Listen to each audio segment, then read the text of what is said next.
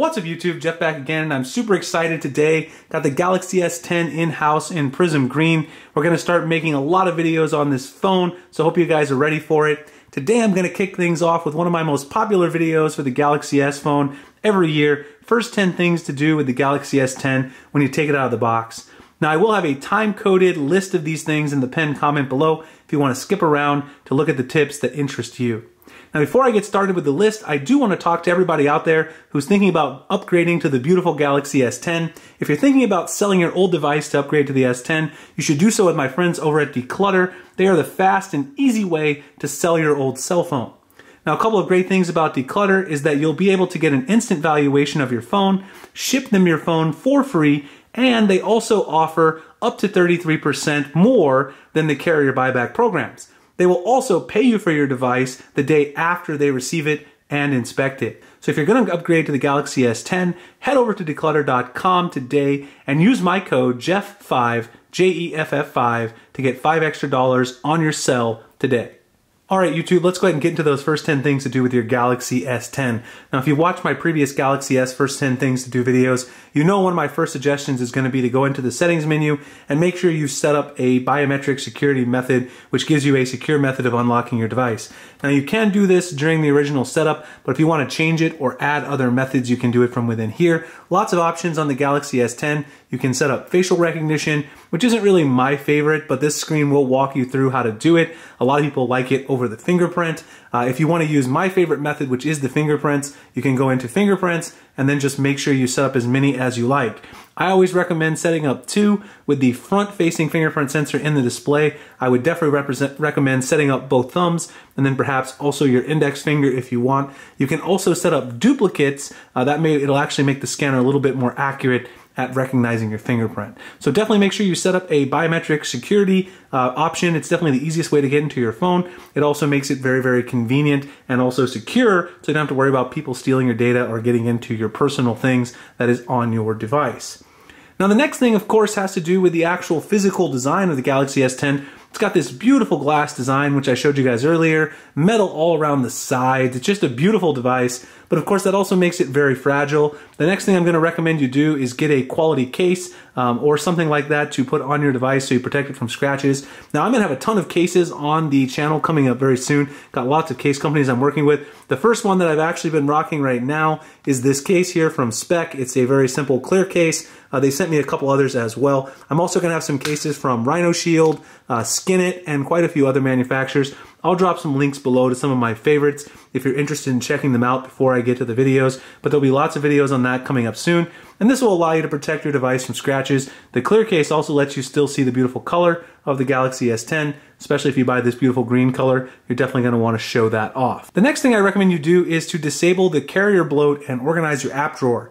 Now, some of the phones, like this unlocked one that I bought, this international model, is not going to have too much carrier bloat, but I did notice that when I actually installed my own apps, that LinkedIn was already on here, and that's not an app that I pre-installed. So if you want to disable it, just go ahead and hold down on it in the app drawer. You can hit disable, and then it will allow you to disable the app.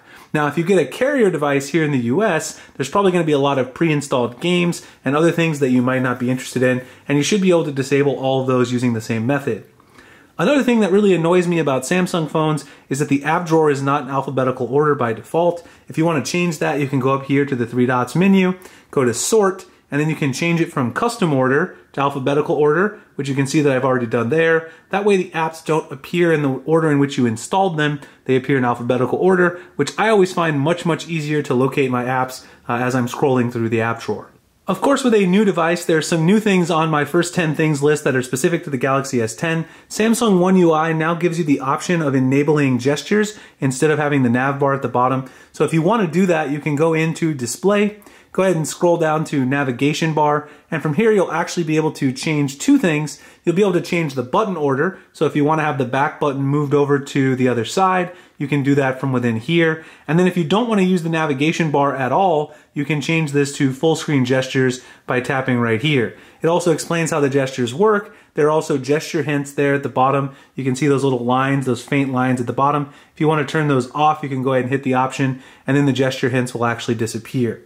So gestures are new on the Galaxy S10. I would certainly recommend giving them a try to see if you like them. Not saying that you have to stick with them for the duration of using your device. I've gotten pretty used to using them because I was using the Samsung One UI beta on my Galaxy Note 9 and my Galaxy S9 Plus. So it's something that I like, but you don't have to do it. Just give it a try though. It's something new and always fun to try something new when you get a new phone. The next thing that's really new inside the Galaxy S10 is night mode, which you guys can see I'm using right here. That's also accessed within settings and display. Night mode is right there. You can actually turn it on all the time, or you can turn it on as scheduled. So if you want to turn it on as scheduled, sunset to sunrise, if you only want to have it at night, you can schedule a custom start time and end time for night mode to be on your device. Personally, I like to have night mode on all the time. I just like the fact that the settings, the quick settings right there at the top are dark. Makes the phone a little bit more readable, especially when I'm using the phone in my room at night or something like that, trying to read text and read things on the display menus on the Galaxy S10. The next thing that's really new is that we now have this punch hole for the camera at the top. It's kind of difficult to see because my wallpaper is hiding it there on the home screen. But because of that, we now have notification icons being suppressed a little bit at the top by default. So if you go into settings and head to notifications, you'll notice under status bar, the default is set to show 3 recent notifications only, which to me is very annoying. And so I went in and turned that on to all notifications, which is what I like to see. I like to see as many as I can. That's mainly because the little punch hole shifts the status bar over a little bit, so they have it 3 notifications by default. You can also turn on the battery percentage there, which you guys can see I've done. I just like to see my battery percentage. Some people may not care about that at all. The next thing to do is something that's been around for a while on the Samsung phones, and that's to go in and set up the always-on display functionality. You can find that inside lock screen in settings, and if you go ahead and scroll down, you'll see it's right there. You can go ahead and turn the always-on display on. You can also mess with all the options in here. Check out the display mode, tap to show, show always, or show as scheduled. All of those options are available to you. Screen orientation, portrait or landscape, show music information if you want. You can also turn the auto brightness on or off there as well. It says to change the style, you can go into settings here, and that'll let you adjust the style of the clock on the always-on display. You can also change the color of the clock on the always-on display, and you can see those options appear right there. So a lot of customization you can do. It'll show you a little preview. I personally like the always-on display. They've also improved it quite a bit with the visibility of the icons in Samsung One UI. So if you used it on the Galaxy S9 and you didn't like it, I definitely recommend you give it a try because it has been revamped quite a bit for One UI. The next thing to do is to get a custom wallpaper and also install a custom theme if you want, although I do have a little bit of a warning for the Samsung themes on Samsung One UI. I'll talk about it in a second. But if you're interested in a custom wallpaper, people always ask where I get my wallpapers. I get them from the app Backdrops, which has an amazing selection. This particular wallpaper is called Aquatic Shock. I got it to match the green color on the back of my phone, which I really like.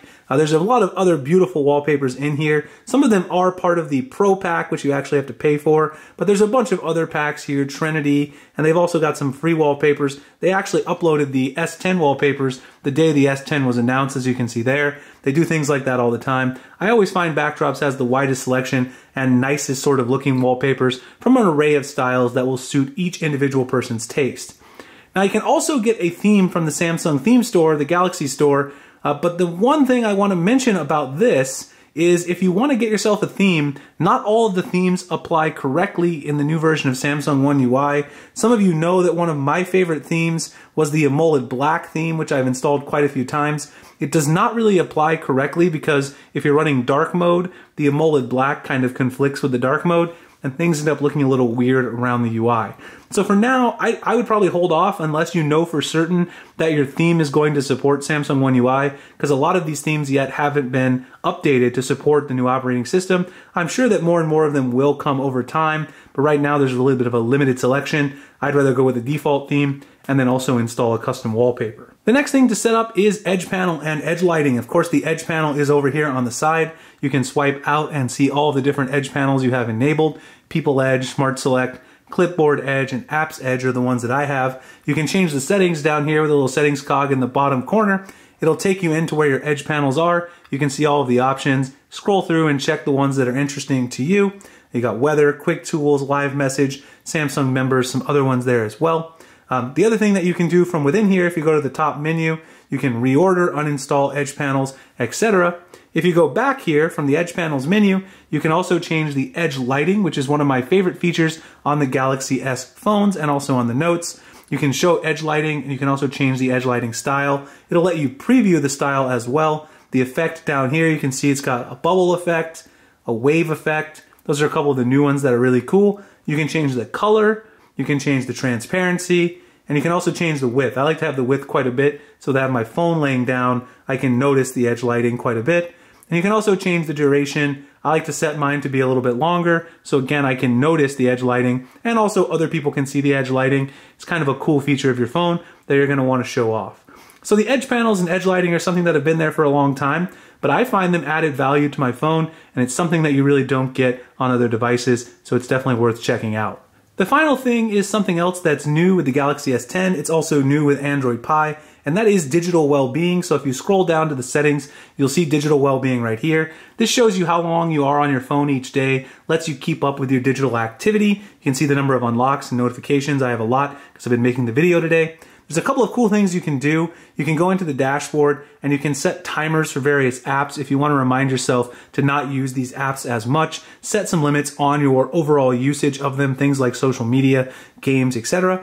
You can also go into wind down mode. Wind down will actually allow you to get the screen to grayscale as you're starting to go to sleep. That way you sort of decompress. You don't have as much stimulation from your device. You can schedule that whenever you want for wind down. So this is a great tool. A lot of people are not using it, and of course if you don't want to, you don't have to, but I think it's great that Samsung decided to include this in the Galaxy S10 and Samsung One UI to allow people to sort of take advantage of this and disconnect from their devices, because while the devices are great, it's also good to spend time with family. Anyway guys, those are my first 10 things to do with the Galaxy S10. I'll have a lot more advanced tips and tricks videos, customization videos, themes videos, battery life reviews, all that kind of stuff, comparisons to other phones. So hit the subscribe button if you want to see more like that. Please like, comment, share your experience if you're using the Galaxy S10. I'll be happy to answer any questions in the comments. You guys can find me at Twitter, Google+, Instagram. The link's in the description. Really appreciate you guys checking it out, and I'll see you in the next one. Thanks a lot for watching.